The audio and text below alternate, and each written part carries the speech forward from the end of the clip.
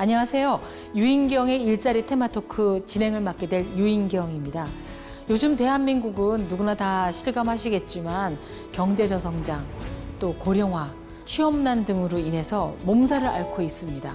청년은 청년대로, 어르신은 어르신대로, 중소기업은 중소기업대로, 또 대기업은 대기업마다 아우성을 치는 것 같습니다. 하지만 이런 상황에서도 분명히 자기 자리에서 든든히 지켜주시고 또 열심히 사시면서 희망의 메시지를 널리 전하시는 분들이 있습니다. 유인경의 일자리 테마토크에서는 이렇게 주변에 귀감이 될 만한 분들을 모셔서 앞으로 직업 전망은 어떤지, 일자리를 찾는 데 어떤 도움이 되실 수 있는지 그런 말씀을 들어보려고 합니다. 유인경의 일자리 테마토크, 대망의 첫 회 게스트는 어떤 분이신지 여러분 같이 한번 만나보시죠. 제23대 서울대학교 총장, 제40대 국무총리, 현 동반성장연구소 이사장 등 다양한 수식어를 가지고 있는 정운찬. 누구보다 튼튼하고 안정적인 국가, 지속적인 경제 성장을 간절히 바라는 그는 21세기 대한민국 사회를 향해 공동체 의식 성장과 교육을 통한 젊은이들의 각성을 부르짖고 있다. 정운찬이 말하는 사회에서의 함께라는 개념과 청년들이 가져야 할 올바른 의식은 무엇일까? 그동안 듣지 못했던 그의 솔직한 이야기를 들어보자. 유인경의 일자리 테마토크, 오늘 첫 손님은요, 동반성장연구소 이사장님이시자 전 국무총리를 지내신 정운찬 이사장님을 모셨습니다. 안녕하세요. 안녕하세요. 네, 정말 눈코 뜰 새 없이 바쁘다는 말씀을 들었습니다. 또 이 프로그램 위해서 미국에서 오늘 새벽에 귀국하셔서 오신 걸로 알고 있는데 요즘 무슨 일로 그렇게 바쁘십니까? 네, 두 가지를 하고 있습니다. 하나는 네. 동반성장 문화의 조성과 네. 확산을 위해서 일하고 있습니다. 그것은 예. 동반성장연구소라는 것이고 예. 또 하나는 스코필드 박사 기념사업회에서 네. 스코필드 박사한테 고마움을 표시하고 또 스코필드 박사의 가르침을 세상에 널리 알리는 일을 하고 있습니다. 동반성장위원회 시절에도 많은 기업들, 그러니까 뭐 대기업, 중소기업 많이 다니셨잖아요. 근데 이 각 기업들이 갖고 있는, 특히 이제 대한민국에서 21세기의 대한민국 기업들이 갖고 있는 가장 공통된 문제점, 공통점들이 있을까요? 전 두 가지가 있다고 생각합니다. 네. 하나는 실력이 없어요. 아, 대기업이건 중소기업이건 실력이 없어 보입니다. 최근에 어떤 이유에든지 간에 네. 계속 혁신을 해야 되고 또 그 기업 내에서 평화가 이루어져야 되는데 네. 제가 보기에는 너무 빨리빨리 하려고 빨리빨리 혁신을 결과를 내려고 그러다가 무리가 생기지 않았나 생각이 드는데 네. 그 최대 대기업인 두 기업조차도 그럴 뿐만 아니라 대기업이건 중소기업이건 실력이 부족하다. 다시 말해서 혁신의 기운이 많지 않아 보인다는 것이 첫째 번 공통점이고 또 하나 좀 아쉬운 거는 대기업이나 중소기업이나 그저 이윤 극대화밖에 몰라요. 단기적 이윤 극대화밖에 모릅니다. 법을 지켜야 되고 또 윤리적인 경영을 해야 될 뿐만 아니라 사실은 대기업이나 중소기업이나 전부 우리 사회 속의 일원들 아닙니까?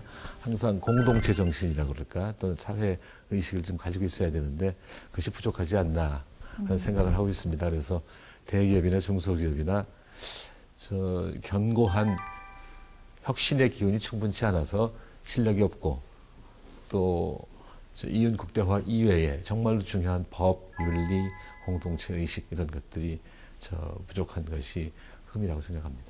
예, 지금 뭐 EU에서 막강한 힘을 과시하고 있는 독일이라든가 또 뭐 우리가 한참 배워야 된다라고 하는 뭐 스웨덴 뭐 이런 유럽 나라들을 보면 중소기업들이 굉장히 탄탄하지 않습니까? 일본만 해도 정말 곳곳 시골부터 시작해서 작은 몇 대를 이어온 중소기업이 큰 지탱을 하고 있는데 반면에 우리나라의 경우에는 중소기업이 오래가기도 힘들 뿐더러 이유를 물어보니 지금 엄청난 취업난이라고 하지만 여기서는 또 구인난이라고 얘기를 합니다. 들어보면 제 친구 중에서도 중소기업을 하는 친구들 좀 있는데 연봉이 그렇게 적은 것도 아니고 뭐 시설이 그렇게 나쁜 것도 아닌데 참 인재 구하기가 어렵다는 얘기를 하거든요. 근데 많은 중소기업들은 연봉도 낮고 작업 조건 또는 근로 조건이 열악합니다. 지금 독일이나 오스트리아, 네. 대만, 일본 같은 데는 사실 동반성장이라는 말이 별로 필요 없어요. 워낙 다 잘하고 있어서. 대중소기업 간의 교류가. 네, 예. 그 협조가 잘 되고 있기 때문에 그런데 우리나라는 1960년대 처음 경제개발 5개년 계획할 때부터 대기업 위주의 성장을 했습니다. 사람들이 전부 대기업 가려고 그러지 중소기업들 안 가려고. 그래서 그것이 굉장히 문제입니다. 어떻게 하면 좋으냐 이렇게 질문들을 저한테 해요. 네. 거기 뭐 답이 하나 있는 건 아니지만 그래도 역시 경제가 좋아져야 돼요. 전반적으로. 그거는 동반성장으로 좋아지게 할 수 있다고 생각합니다. 동반성장이 현재 생각할 수 있는 단기에서의 유일한 방법이라고 생각이 듭니다.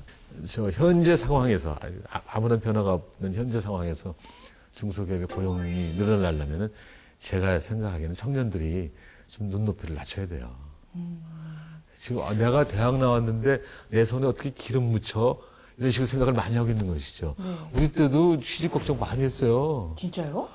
뭐 당연하죠. 근데 우리 때는 대학 진학률이 5, 6%밖에 안 됐을 거예요. 1970년에 대학 진학률이 8.4입니다. 네. 2023년에 가서 84가 돼버렸어요. 근데 우리 때도 대학 진학한 사람들은 뭐 이럭저럭 어디 갈지 모르지만 청년 전체로 봐갖고는 취직할 데가 별로 없었는데 요새는 사실은 그때에 비해서 일자리는 많아졌죠. 네. 근데 청년들이 눈이 높아져 갖고 그들의 눈에 보이는 고급 일자리만 가려니까 취직이 안 되는 면도 있어서 지금 변화가 없다고 친다면은 청년들이 눈높이 좀 낮춰야 되는데 사실은 변화가 뭐냐 그거는 지금 금방 말씀드렸듯이 동반성장의 노력 등을 통해서 경제를 활발하게 하고 일자리를 늘리고 동시에 정부가 이제는 신산업 정책을 써야 된다고 생각합니다. 네.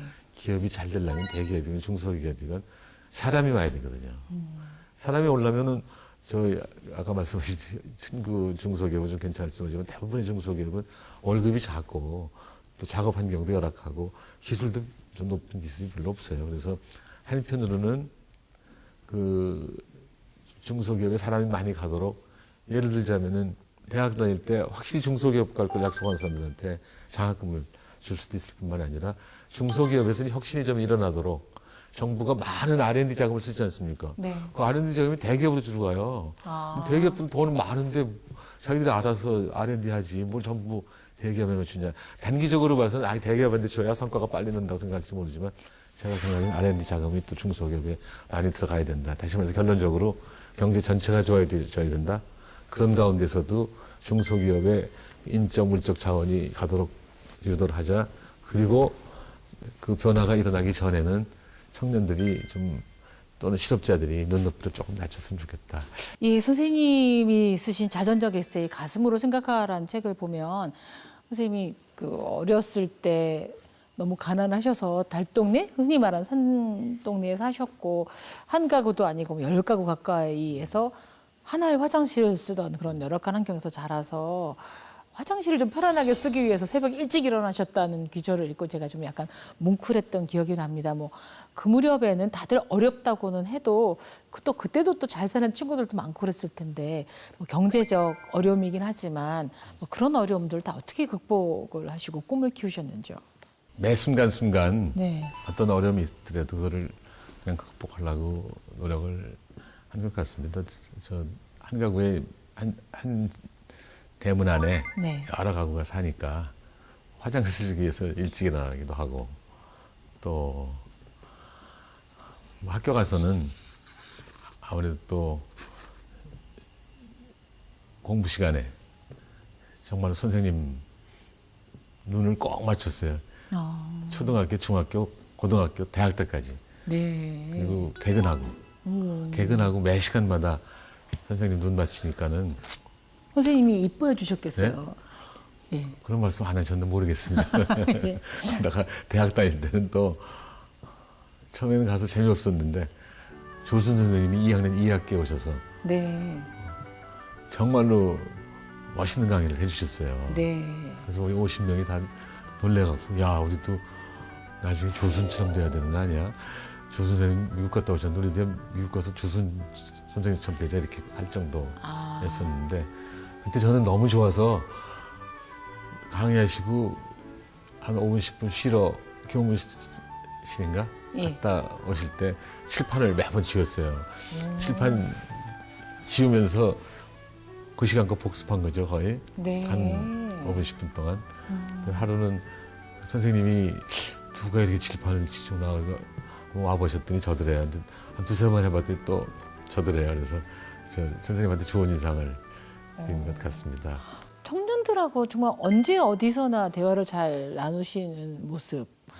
지방을 가셔서도 그렇고 심지어 직접 가르치셨던 서울대 학생만이 아니라 특강을 들었던 학생들, 다 타 대학 학생들하고도 뭐 소주 한 잔, 막걸리 한 잔 곁들이는 모습을 배웠는데요.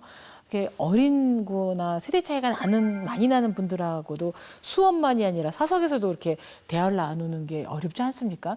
저는 좀 어렵던데요. 예. 현성적으로 사람을 좋아하는 것 같습니다. 남이나 여나 노나 소나 다 네. 좋아하는 것 같은데 저의 좀 장점이 있었다면은 우리 어머니가 저한테 한 번도 반말을 안 하셨어요. 네.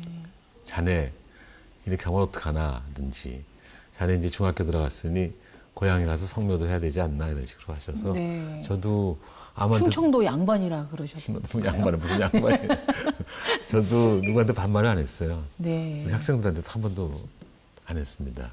예. 근데 그 어떤 맞아요. 제가 뵀을 때도 기사분이나 아니면 뭐 조교분이나 직원분들에게 선생님, 이사장님께서 반말하는 거 한 번도 못 봤습니다. 네, 어떤 사람들은 그래서 오히려 가까워지기가 힘들다고 하는 사람도 있지만 일관되게 그렇게 말을 하니까는 그쪽에서 저 안심한 것 같고 부드러운 말을 하면은 가까워질 수밖에 없는데 네.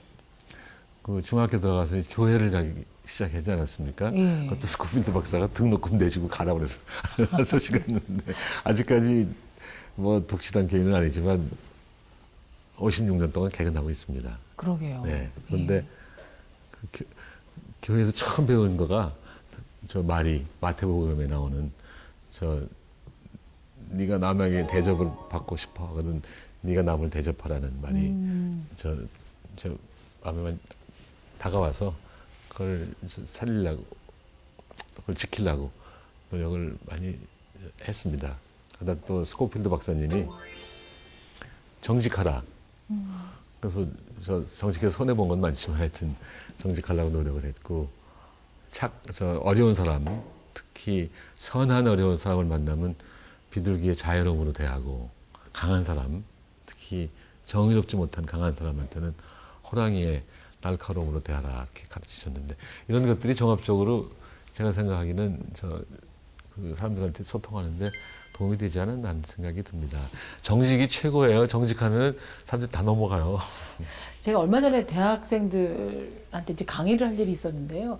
강의라기보다 뭐 강연을 할 일이 있었는데 질문을 해보라 했더니 한 청년이 손을 들면서 만약에 제가 다시 대학생이 된다면 좋아하는 일이지만 불안전한 직업을 고를 건지 직장을 고를 건지 아니면 안정적인데 별로 마음에 들지 않는 직장을 선택할 건지 직장 뭐 비슷한 것만 좀 물어보길래 저는 이제 불안정한 직장을 구하겠다라고 얘기를 했거든요. 왜냐하면 100세 시대에 이미 7개 정도의 직업을 체험하면서 살아가야 될 상황이기도 하고 무엇보다 그 어떤 직업도 안정성이 확보된 직업이 없지 않습니까? 은행원이라고 해도 뭐 그렇고 삼성도 근무 연수가 7.5년밖에 안 되는 걸로 알고 있고 스님들도 절 굉장히 많이 옮기시더라고요. 그래서 안정적이지는 않은 것 같고. 근데 만약에 이사장님이 이제 다시 대학생이 되신다면 뭐 시대를 어디대로 맞춰야 될지 모르겠지만 어떤 일을 선택하실 것 같습니까? 절대적으로 좋아하는 걸 해야 됩니다. 제가 한국은행에 재미가 없었어요. 들어가자마자. 무슨 은행 일이 힘들어서라기보다는 인사 문제에서 네. 발령 나기 전날 직원들이 신입행원 정은찬 조사 제1부 근무를 명함 이렇게 써놓고 퇴근했다는데 네. 그 다음날 아침에 산업은행의 임원이 자기 아들을 조사 제1부로 보내달라고 그랬는데 조사 제1부에 가기로 했던 사람이 5인데 예. 하나는 인사부장 사촌동생이고 하나는 영어로 뽑아서 할 수 없고 또 하나는 또 어느 특정고등학교 나왔고 뭐 이렇게 해갖고 넷을 다섯 중에 뺄 수 있는 사람 나밖에 없어서 제가 저 조사일부로 관련해서 외환관리부로 가게 돼서 지금 같아서 뭐 김영란법 발효됐을 때 상상도 할 수 없는 일이죠. 부정청탁이니까. 뭐 아무도 예. 모르면 그만이죠. 뭐. 아, 예. 근데 그래서 첫날부터 좀 재미가 없었어요. 네. 그리고 거기다가 외환관리부도 거기 조금 비교적 이론적인 거 하는 데가 있고 또 창구에서 일하는 수도 있는데 창구를 보낸대요. 이사장님은. 네, 그래서 네. 친구들이 와서 너 한국은행에서 창구에서 일하냐 그래서 뭐 창구에서부터 일해야 총재 된다고 그러던데 농담을 했습니다만 아주 재미없었어요. 네. 그거를 눈치채셨는지 네. 한 1년쯤 되니까 조 선생님이 유학 가라고 그러셔서 유학 갔습니다만 얼마나 많이 바뀔지 모릅니다. 지금 제 대학교 친구 중에 하나는 뭐 신문에 매일 나는 사람인데 많이 나는 사람인데 지금 직장이 18번째 직장이라고. 예? 네. 그래서 많아요. 아직 무사하십니까? 그 18번째 직장을 갖고도? 네. 나이도 많은데 지금 무사하고. 저희 딸도 지금 3번째 자리 가 있는데. 요새는. 은행 그- 갔다가, 아유, 네. 도저히 못 있겠다고. 그 다음에 에너지 회사 가고. 지금은 또 뭐 공부도 하겠다고 대학원에 들어서 그 3번째 자리죠. 그래서 100살을 살려면 그동안에 무슨 변화가 있을지도 몰라요. 또 그렇죠. 지금은 예. 60세 또는 65세 등의 정년이 되지만 앞으로는 정년이 70이 될지 75가 될지 잘 모르지 않습니까? 그래서 제가 보기에는 굉장한 직장, 굉장히 많은 변화가 있을 것 같아서 좋은 거 해라 이렇게 하고 싶습니다. 60년대만 해도 정말 직업이 없었어요.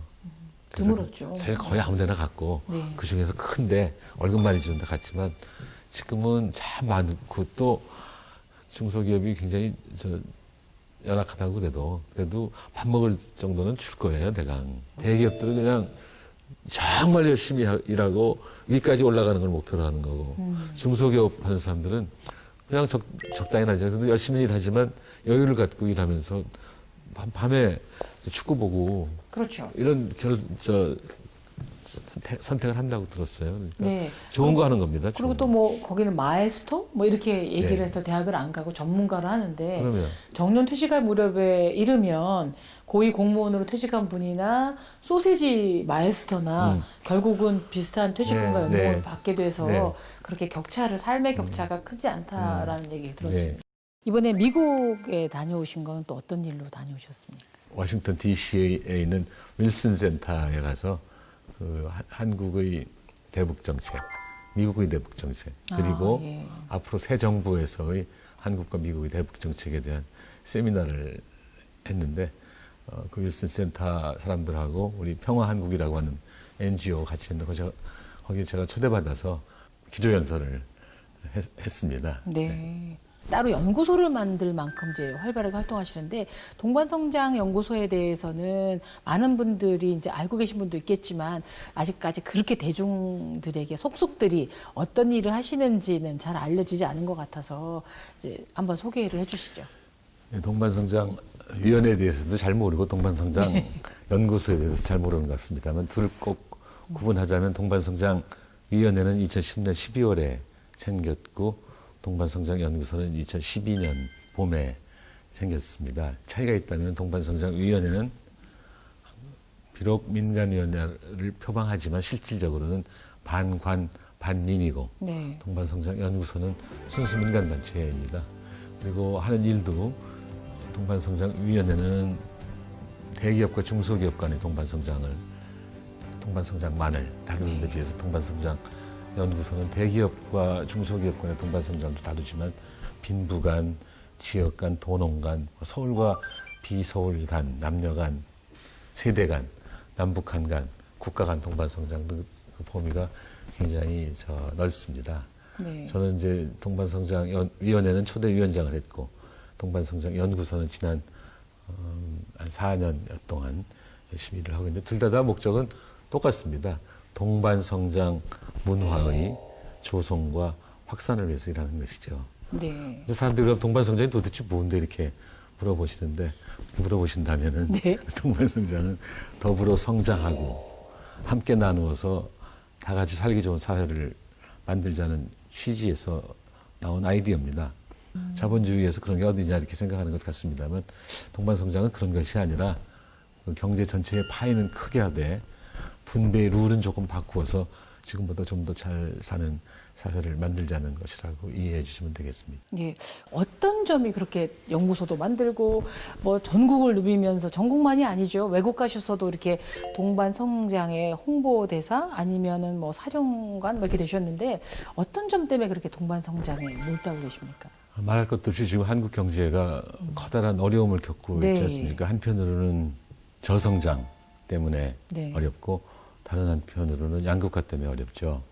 저성장은 80년대까지만 해도 연 8% 성장하던 경제가 지금은 2, 3% 성장하기도 버거울 정도로 저성장 경제가 돼버렸고 또 불평등, 네. 양극화에 대해서 얘기하자면 소득 상위 1%가 15%의 소득을 올리고 상위 10%가 48%의 소득을 올리면 불평등 사회라고 할 수가 있지 않겠습니까? 네. 그런 것이 현상이고 사실 제가 어릴 때 앞으로 동반성장 열심히 하면서 살라고 가르쳐 주신 분이 있었어요. 스코필드 박사님이시죠? 예, 그렇습니다. 네.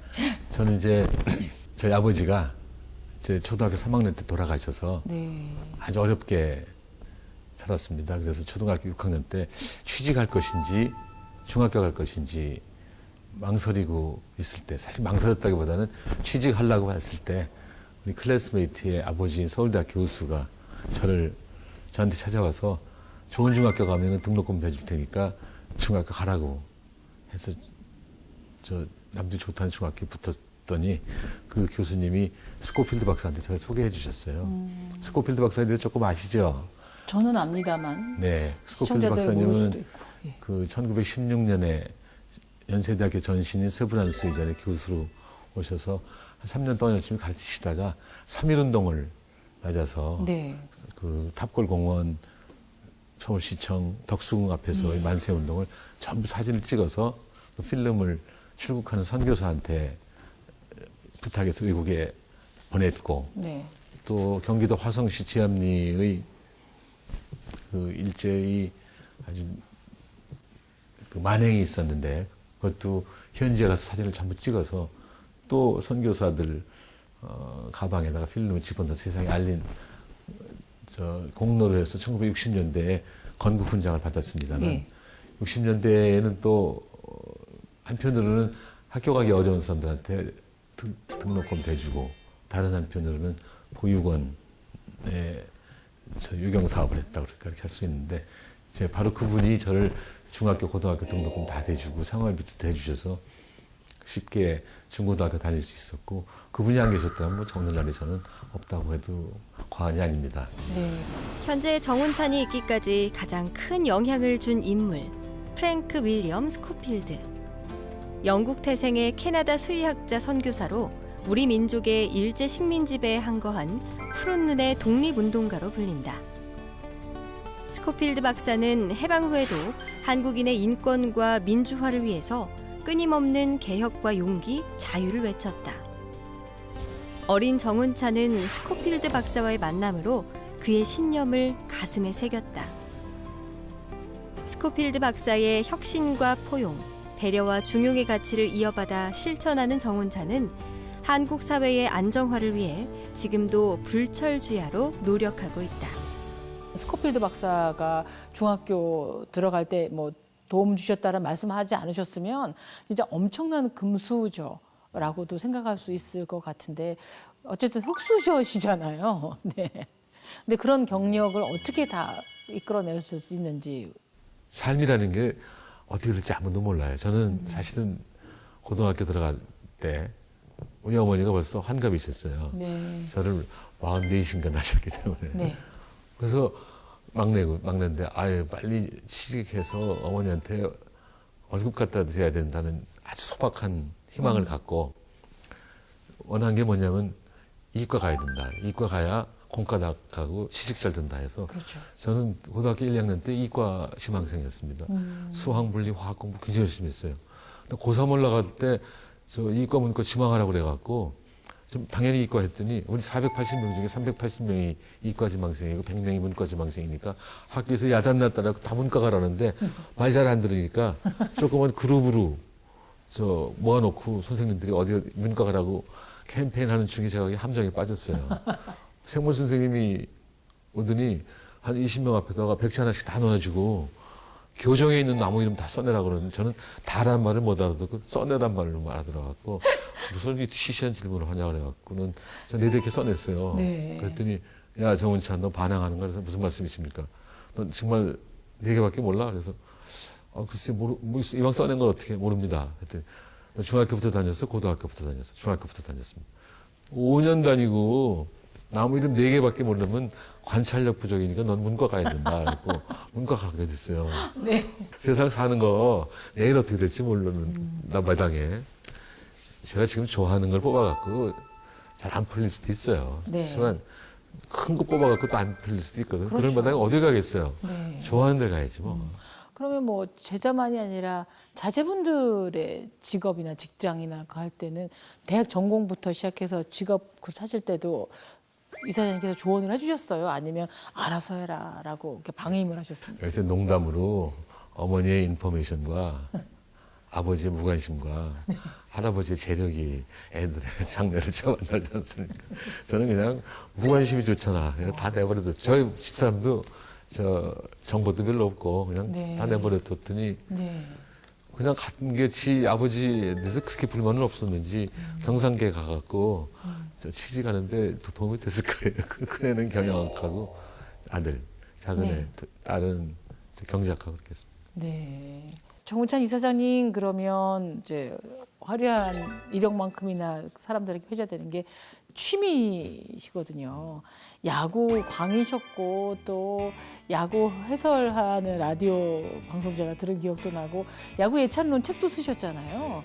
또 야구 인연은 어떻고 취미를 갖는다라는 게 어떤 걸까요? 요즘 뭐 청년들 보면 뭐 컴퓨터나 전 게임은 해도 제대로 된 취미를 하기 힘들다고 얘기도 합니다만은. 글쎄 저는 그 고등학교 때 배운 영어도 네. 지금까지 그럴듯한 영어 문장이 있어요.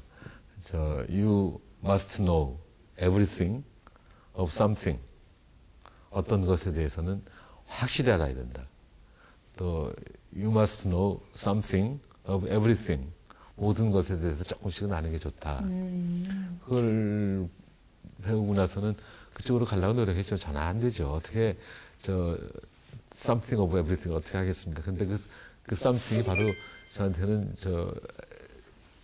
그러니까 야구의 something of everything 중에 하나가 네. 야구였었는데 고등학교 때부터가 아니라 우연히 초등학교 4학년 때 동네 친구 형들이 야 이리 와 그래서 따라갔더니 서울대학교 물리과대학 운동장에 네. 가서 센터 필드에 세우는데요.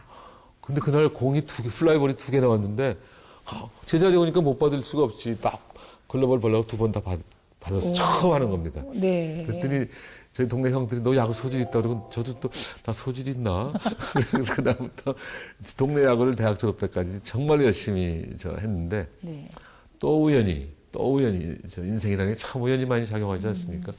저 제주도에서 유학 온 서울 유학 온 어떤 학생이 그 제일교포 고교 야구단 왔을 때 표를 줘서 그때 서울운동장 동대문 네. 야구장 가기 시작해갖고서는 정말로 많이 다녔습니다.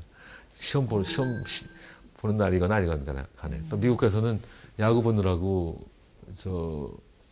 박사학위 1년 늦어졌죠. 그러나 취직할 때 덕을 봤어요. 취직할 땐 제가 이제 콜롬비아 대학 교수였습니다. 네. 한 2박 3일 인터뷰를 하는데 첫째 번 저를 인터뷰한 사람이 너 미국 칼초에 대해서 좀 아냐 그래서 그게 무슨 뜻입니까? 아니 야구에 대해서 아느냐는 거야. 그래서 그렇습니까? 그래서 신나갖고 7, 80분 동안 그분하고 야구 얘기했죠. 네. 지도 교수가 인터뷰할 때 아는 거 나오면 꽉 붙잡고 있고 모르는 거 나오면 빨리 딴 데로 가라고 그랬는데 아는 게 나와서 꽉 붙잡고 한 7, 80분 갔더니 그 유명한 야구 선수 말씀하시고 레지 잭슨의 타율 무슨 톰 시버의 자책점 다 외워갖고 했어요. 그랬더니 7, 80분 지난 다음에 그분이 그 다음 인터뷰하는 사람한테 저를 넘겨주면서 네. 귓속말로 저 친구 아메리칸 칼처에 대해서 아는 것 같다. 오. 우리 콜롬비아 대학생 가르칠 정도는 되겠다. 네. 그 다음부터 자신이 생겨갖고 엿들었거든요. 네, 네. 인터뷰 한 7, 8번 하는데 첫 번에 잘했으니까는 자신이 생기지 않습니까? 그렇죠. 그래서 저는 야구 때문에 취직했다고 얘기하고 다닙니다. 정말 그럴 수도 있겠네요.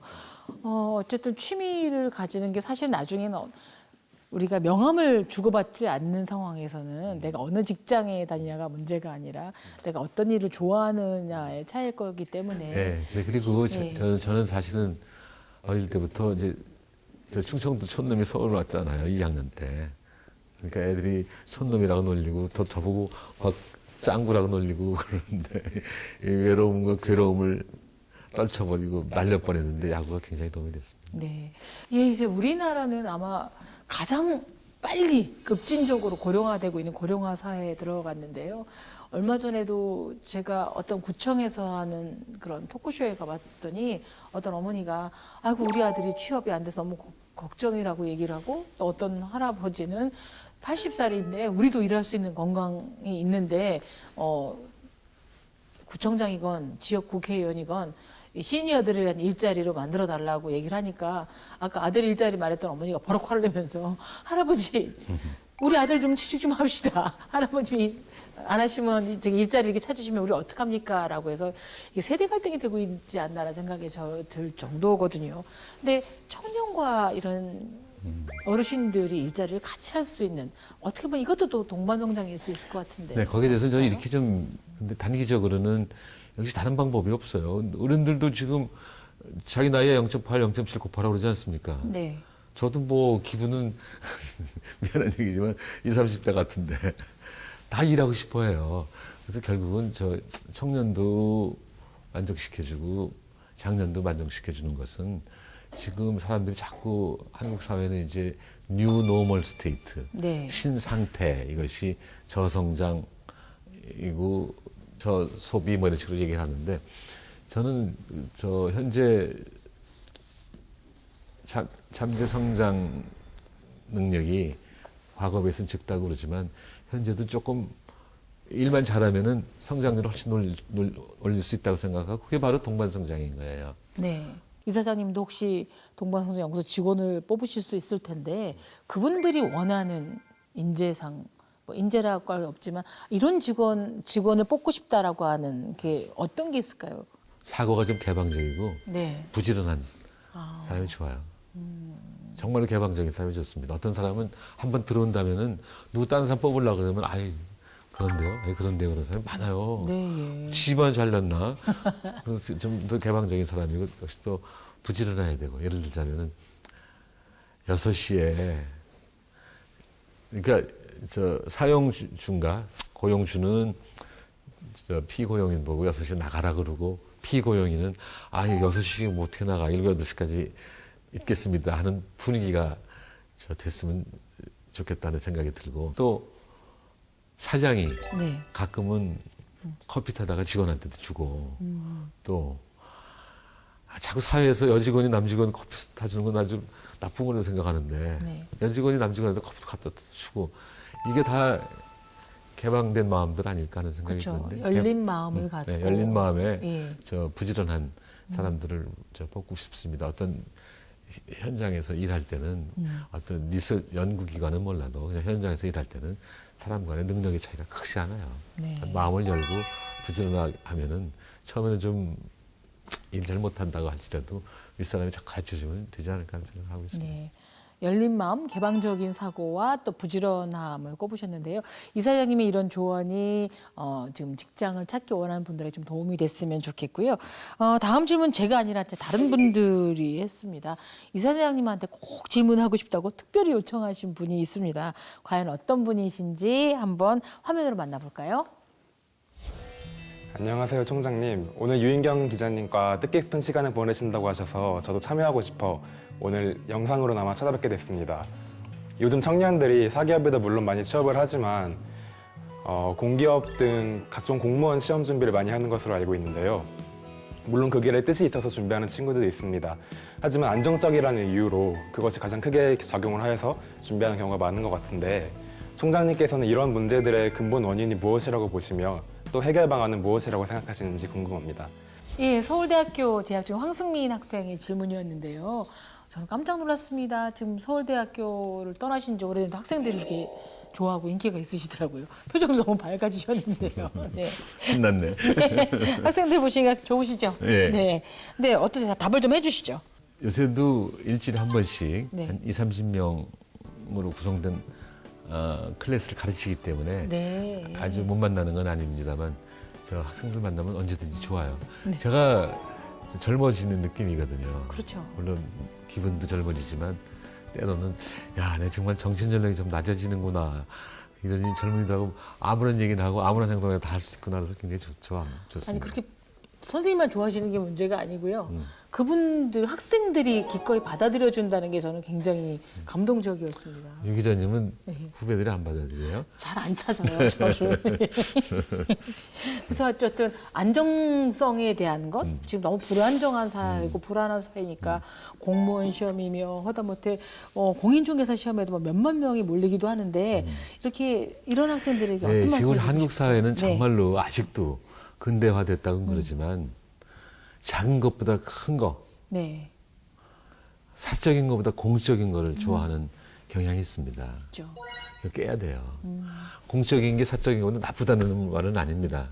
큰 게 작은 것보다 나쁘다는 말은 아닙니다만 꼭 큰 것이 좋고 꼭 공적인 것만은 아니지 않습니까? 네. 이걸 깨야 되는데 깨려면은 결국은 학생들이 공부를 많이 해야 돼요. 딴 공부가 아니에요. 무슨 회계사 공부, 법학 공부 그런 거 말고 독서를 정말 많이 해야 됩니다. 아, 예. 광범위한 독서. 어떤 거는 깊게. 그러니까 아까 엘더스 학슬리가 얘기했듯이 You must know something of everything and everything of something 듯이 다독도 하고 어떤 거는 정말 정독을 해서 세상을 좀 더 알게 되면은 뭐 내가 골프학과에 가서 골프 선수가 되겠다 하는 사람도 나와야 되고 네. 또 아니 난 뭐 어떤 은행 다니는 사람이 사립대학 직원으로 가대요. 네. 옛날 같으면 상상이 안 돼요. 그럼요. 왜 갔어? 왜 그리 갔어? 서울대학생입니다. 네. 왜 그리 갔어? 그랬더니 이거 5시 딱 퇴근하고요. 5시 후에 취미생활 할 수 있는데 은행 가면 11시까지 있을 때 많아요. 그러니까 벌써 참 좋은 사인인 것 같습니다. 네, 예. 그래서 실제 경험을 통해서나 독서를 통해서나 세상을 많이 알게 되면은 반드시 큰 게 작은 것보다 공적인 것이 사적인 것보다 좋은 것은 아니라고 하는 것을 알게 될 것 같습니다. 네. 그리고 사실은 또 아까도 제가 말씀드렸지만 세대 간 동반 성장도 굉장히 중요할 것 같은데 교육만으로는 해결되지 않을 일들이 있지 않나요? 사실 저도 지금 노인이거든요. 아니, 65면 다 노인이에요, 보니까. 지하철 공짜 탈 수 있는 아니, 그걸, 거 받으셨죠? 그걸 시도도 안 받았어요. 아, 예. 나라도 내자. 카드로 네. 합니다만. 네. 크레딧 카드로 합니다만. 한편으로는 노인들이 자조 노력을 해야 된다고 생각이 들고, 다른 한편으로는 아까 잠깐 평생교육에 대한 말씀을 하셨지만, 그 일자리를 늘리는 길이 제일 좋은 데가 교육하고 네. 관광하고 의료입니다. 네. 이 분야를 갖다가 발전을 시키면 자연히 일자리가 많이 늘어나서 네. 이건 뭐 젊은이들 할 필요가 있어. 75, 80도 할 수 있는데 네. 그런 자리를 많이 만들어줘서 분들을 이제 나이 든 분들을 위하고 또 젊은이들한테는 뭐 당연히 경제가 좋아지고 젊은이들이 사적인데 작은데도 할 수 있도록 유도도 하고 해야죠. 경제가 좋아진다고 하는 것은 차별 없이 젊은이들을 위하는 것이고 또 다른 한편으로는 특히 중소기업에도 가도록 해야 이른바 노동시장에서의 미스매치가 줄어들지 않겠습니까? 그 노력을 네. 정부가 해줬으면 좋겠다. 네. 이사장님의 인기는 끝이 없어서 또 다른 학생이 질문을 준비하고 있다거든요. 한번 보시죠. 교수님, 질문할 기회를 주셔서 정말 감사합니다. 저는 정치외교학부 이지민이라고 합니다. 교수님께 청년 취업 문제에 대해 질문을 드리고 싶습니다. 과거 세대에 비해 현재 세대의 청년들의 교육 수준이 높아진 만큼 거기에 따라 스펙도 많아진 것 같습니다. 그런데 주위에서 들어보면 실제로 입사 후에 도움이 되는 스펙은 거의 없다고 하더라고요. 어찌 보면 능력 중심 사회에서 남들에게 뒤처지지 않기 위해 이런 저를 비롯한 많은 사람들이 과도한 스펙 쌓기에 열중하는 것은 아닌가 궁금증이 듭니다. 교수님께서는 이런 경쟁 문화를 개선하기 위해 사회와 우리 청년 세대가 어떤 노력을 해야 되는지 생각하시는지에 대해 여쭤보고 싶습니다. 예, 질문하신 학생의 말처럼 사실 그 스펙 쌓기라든가 이런 거는 학생들만의 고민은 아닙니다. 그 스펙을 도와주기 위한 학부모들의 또 애환도 또 굉장히 큰데요. 이런 문화를 뿌리 뽑기 위해서 이렇게 사회와 청년들한테 이사장님이 좀 전해주시고 싶은 말씀이 있다면 어떤 게 있을까요? 네, 요새 가장 대표적인 스펙이 아마 영어가 아닐까 생각하는데 네. 영어 잘하면 좋습니다. 그렇지만 국어하고 영어하고 어느 것이 더 중요하다면 단연 국어가 영어보다 중요합니다. 그렇죠. 둘 다 잘하면 좋지만 둘 중에 뽑으려면 국어를 하는 게 좋습니다. 그 영어 공부 시간에 소설 읽고 독서하는 게 훨씬 좋다고 생각합니다. 그건 아주 작은 한 분야의 말씀이지만 전반적으로 스펙 쌓기가 그 개인한테도 취직하는 데 도움이 될지 모르지만 일생에 별 도움이 안 돼요. 100년 사는 사람들이 그렇죠. 20대 중후반에 시간 많이 들여서 스펙 쌓아봐야 아무런 의미가 없는 걸 뭐하러 하는지도 모르겠고 실제로는 젊은이들 그걸 이해를 해야 되고 그 젊은이들을 뽑는 기관 또는 기구에서 스펙을 좀 안 봤으면 좋겠어요. 많이 바뀌거든요. 예전에 네, 또 네. 굉장히 필요한 조건들이 사라지기도 하고. 네. 예, 그건 좋은 사인이라고 생각합니다만 네. 이것도 역시 젊은이들이 스펙이 길게 봐서 별 도움이 안 될 수도 있는데 하는 거하고 사회에서 스펙을 중시하지 않는 분위기가 형성되면 좋지 않을까 생각합니다. 제가 여기서 언어를 특히 말씀드리는 거는 언어는 죽을 때까지 하는 거 아닙니까? 네. 근데 언어는 정말로 우리 사고의 도구고 사고를 잘하면 체계적으로 논리를 세울 수가 있고 체계적인 논리가 사상이 되고 사상이 문화가 되고 문화의 발전이 그 사회의 품격을 결정합니다. 이 나라의 품격을 높여야 돼요, 지금. 맞아요. 밥 먹을 건 대강은 있거든요. 지금 네. 굉장히 어려운 가운데서도 지난 30년, 40년 전에 비해서는 굉장히 생활 수준이 높아졌는데 품격이 높아지지 않는 것이 참 안타까운 이 사회에서 자꾸 스펙 하니까는 필요 없는 것만 하고 필요한 건 안 하게 돼서 자꾸 국가의 품격이 떨어지는 것 같아서 네. 이제는 좀 누가 뭐 스펙 쌓지 말라는 건 아닌데 스펙 쌓아야 별 소용이 없다고 하는 것을 다 같이 느끼고 사회가 그쪽으로 유도했으면 좋겠다고 생각합니다. 네. 그럼 이제 마지막 질문이 있습니다. 함께 들어보시죠. 경제학부 1학번 안미진입니다. 사회 고령화 때문에 정년 연장을 고민하고 또 청년 실업을 해소한 문제는 사실 저희 세대의 일자리를 뺏어서 아버지 세대에게 주거나 아니면 아버지 세대의 일자리를 뺏어서 저희 세대에게 주느냐의 문제로 비춰지기도 합니다. 하지만 우리나라의 일자리들이 빈틈없이 꽉 채워진 건 아니잖아요. 청년들이 작은 회사에서 취직하는 걸 망설인 이유는 연봉이나 복지의 문제도 있지만 과연 앞으로의 경제 상황에서 이 일자리가 얼마나 튼튼한지도 알 수 없기도 하고 또 몇 년 후에 더 취업 전선은 어려워질 텐데 내가 경쟁력이 부족하다는 낙인이 찍힌 채로 뛰어들어야 되지 않을까 하는 예상 때문이기도 합니다. 그러면 대기업과 중소기업이 초과 이익을 공유하는 동반 성장은 실질적으로 임금의 분배도 이어져서 중소기업에서 오랫동안 근무하는 장년 노동자들과 또 앞으로 더 안정적인 일자리에서 일하고 싶은 청년들의 일자리를 모두 튼튼하게 만들 수 있을까 궁금합니다. 이사님 학생들 말처럼 중소기업들 이게 큰 기업이 초과 이익을 같이 나누면 참 더 좋은 일이 많이 생길 거라고 얘기를 하는데 중소기업에서 일해온 장년 노동자 앞으로 또 일할 청년들이 이런 관계가 더욱더 견고해질 수 있는 것도 뭐 이런 같이 공유할 수 있는 동반성장에서 해법을 찾을 수 있겠죠. 네, 저는 뭐 동반성장 그 자체는 굉장히 중요하고 저성장으로 벗어나는 데 도움이 되고 양극화를 완화시키는 데 도움이 되지만 네.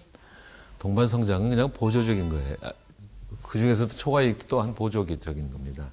지금 중소기업이 중소기업체가 전체 기업체의 99%가 넘어요. 그렇죠. 그다음에 중소기업에서 고용하는 사람들이 전체 고용의 88%가 넘습니다. 네. 그래서 중소기업이 잘 돼야 하는 건 맞는데 초과이익 등을 통해서 중소기업이 초과이익 공유 등을 통해서 중소기업이 잘 되게 할 것이 아니라 중소기업부 자체가 튼튼해져야 됩니다. 제가 모두에 잠깐은 말씀드렸습니다만 우선 사람들이 중소기업에 많이 가도록 하고 연구 개발비가 또한 많이 가도록 하는 것이 필요한데 이런 것은 하나의 정부의 노력이라고 볼 수가 정부의 의지라고 볼 수가 있는데 그것과 함께 중소기업의 정말 강한 자조 노력 그다음에 대기업의 배려 이런 것들이 중요하지 않을까 생각을 합니다. 동반성장 중요한 것이지만 그걸로 그냥 경제가 왔다 갔다 하는 건 아니에요. 동반성장이라는 게 경제를 좋게 만들기 위한 수단이다. 그중에서 초과이익 공유나 중소기업 적합업종 선정이나 또 중소기업 위주의 정부 구매는 또한 수단이다. 이렇게 해야지. 초과이익 공유만 잘 되면 중소기업 잘 되겠네요. 그럼 우리 이제 중소기업 갈 수 있겠네요. 그런 거는 플러스는 되지만 중소기업 스스로가 튼튼해져야 된다. 이런 말씀을 드리고 싶습니다. 네. 소통하는 21세기형 경제개혁가 정운찬. 그는 가난한 집안의 막내 아들로 태어나 현재에 이르기까지 끊임없이 배우며 스스로를 단련해왔다. 정운찬의 가장 큰 무기는 정직이었으며 최대 관심사는 위치와 상관없이 우리나라를 위해 내가 할 수 있는 일이었다.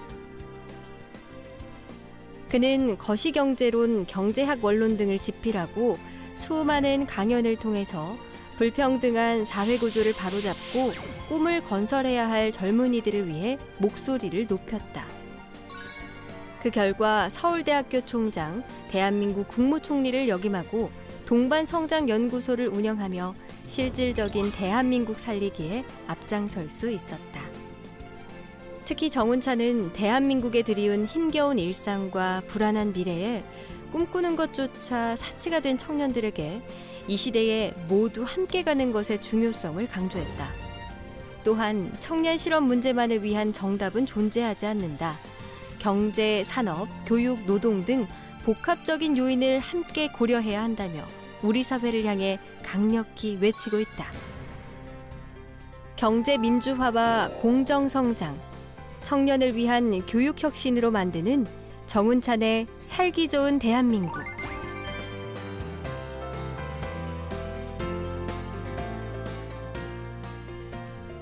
그는 지금 경제 생태계의 과감한 혁신으로 이 땅의 모든 젊은이들이 능력을 마음껏 발휘할 날을 꿈꾸고 있다.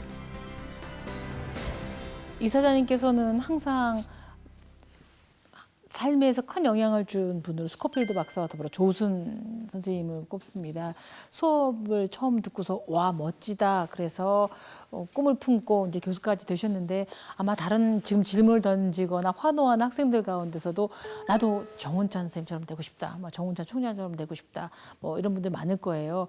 이사장님 본인이 그래 내가 지금쯤에 이르렀을 때 그래 내 인생은 이 점수 정도는 되는 것 같다라고 매기신다면 좀 후하게 매기셔서 100점 만점에 몇 점 정도의 인생을 사셨다고 판단하십니까? 저는 스스로 이렇게 생각합니다. 69점이다. 에? 69점이요? 네. 그러면 D학점 아니에요? 그걸 따질 것 없이 절대 평가를 합시다. 100점 만점에 네. 70점 넘는 사람 별로 없어요. 그래요? 한번 따져보세요. 모택동? 네. 뭐 대단한 영웅이지 않습니까? 네. 거기 그 출생지 장사, 네. 창샤 네. 거기 가봤더니 부잣집 아들이더구먼요. 모택동이. 네. 지금도 뭐 북경 그 천안문 앞에 가면 뭐 초성화 다 있는데. 예. 그러니까 이제 장개석한테 이겼고 네. 사실 거대한 거대한 중국을 통일시켰다는 면에서 훌륭한 사람이지만 네. 말년에 가서 문화혁명이라는 게 얼마나 사람을 괴롭혔습니까? 그렇죠. 엄청난 그렇지 않습니까? 일이었죠. 예. 그럼에도 앞부분 잘한 거기 때문에 잘한 것 때문에 모택동 70. 우리 등소평이 모택동을 평할 사람들이 막 폄하하니까 네. 사람이 70%면 됐지 70% 이상을 바라갖고는 좋은 사람이 어디 있냐 이런 얘기를 했어요. 등소평도 보세요. 네. 개혁 개방을 등소평이 했죠. 네. 근데 천안문 사태는 또 등소평이 이런 거 아닙니까? 그렇지 않습니까? 흑묘 백묘도 그분이 하신 말씀이죠. 그렇죠. 네. 그래서 굉장히 좋은 일도 많이 했지만 말년에 가서는 조금 실수도 하지 않았습니까? 우리나라에서도 이승만 박사가 있어요. 네. 그 장기 집권만 안 했더라면 참 좋았을 텐데. 그렇죠. 국부로 존경 받으셨을 장기 집권을 분인데, 네. 해갖고 지금 폄하하는 사람들이 많이 있습니다만 이승만 정도면 난 70점 충분히 받을 만하지 않냐 하는 생각이 들고 로널드 레이간 네. 지금 미국 사람들한테서 가장 훌륭한 대통령이라고 뽑히고 있지만 저는 2008년에 금융위기라고 하는 거는 지나친 신자유주의를 공화당의 레이간 대통령부터 시작해가지고 심지어 민주당의 클린턴 대통령 또 공화당의 부시 이런 사람들이 신자유주의를 너무 밀어붙여가지고서는 2008년에 글로벌 금융위기가 왔다고 생각하거든요. 네. 그래서 레이간 대통령 그래서 70점 줄까 말까 그래서 70점을 목표로 하는 것이 70점이 제 목표예요. 근데 지금은 뭐 유 기자께서 저를 높이 평가해 주시니까 지금까지 한 68점 받았으니 한 2점 좀 더 하려고. 아, 예. 근데 하나 좀 제가 오해하지 마세요. 제가 그런 사람들하고 비슷하다는 게 아닙니다. 네, 예. 70점을 목표로 해서 간다는 겁니다. 네. 예. 그러니까 지금 제가 60점인지 61점인지 65점인지 모르지만 좀 많이 받도록 노력하겠습니다. 네. 본인이 매긴 점수에 상관없이 아직까지도 총장을 떠나신 이후에도 학생들이 가장 만나고 싶어하고 꼭 전 총장님한테 교수님한테 질문하고 싶습니다라는 학생들이 많았다라는 거 하면 점수로 매길 수 없는 굉장히 보람찬 삶을 사셨다라는 게 분명하다는 생각이 듭니다. 이게 한번 말씀드리겠습니다. 네.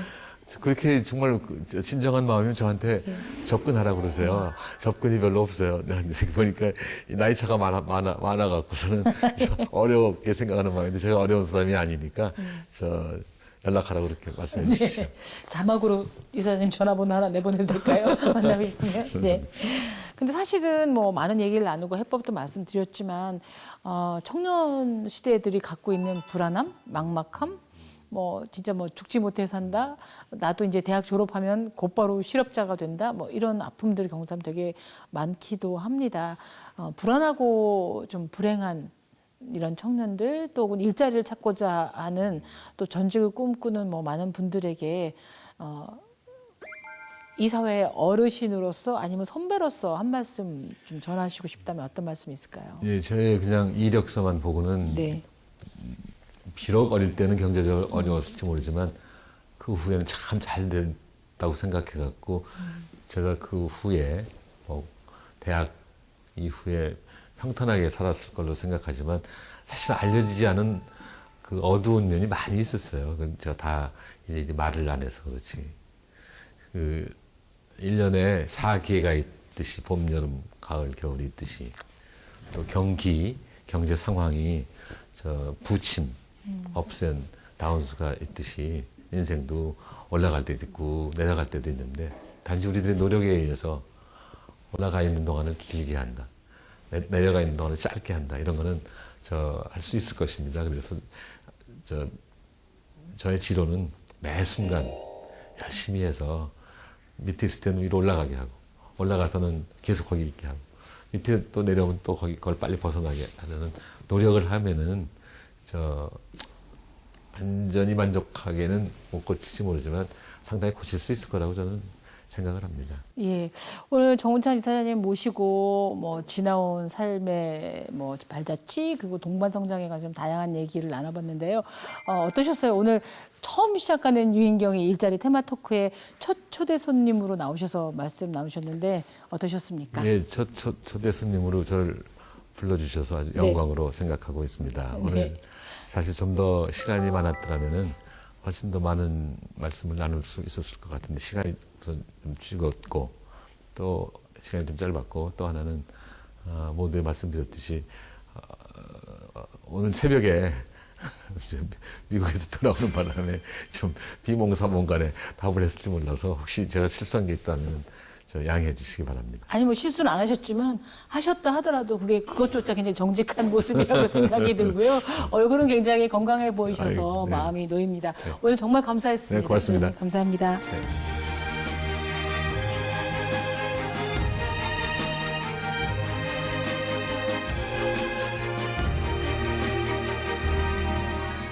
유인경의 일자리 테마토크, 오늘은 동반성장연구소 이사장을 맡고 계신 정운찬 이사장님을 모시고 이야기를 나눠봤습니다. 그분의 성장 과정만이 아니라 경제학자로서의 한국 경제 전망, 그리고 21세기에는 동반의식을 가져야만 서로 상생할 수 있다라는 이야기를 들을 수 있는 좋은 기회였다고 생각이 듭니다. 우리가 일자리를 찾고 또 직업을 찾는 것 역시 동반 성장이 이루어지지 않으면 어렵겠다, 이런 생각을 해봅니다.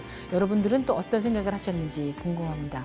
유인경의 일자리 테마토크, 오늘은 여기까지고요. 저는 다음 주에 또 다른 전문가 분을 모시고 더 충실한 이야기 나눠보도록 하겠습니다. 감사합니다.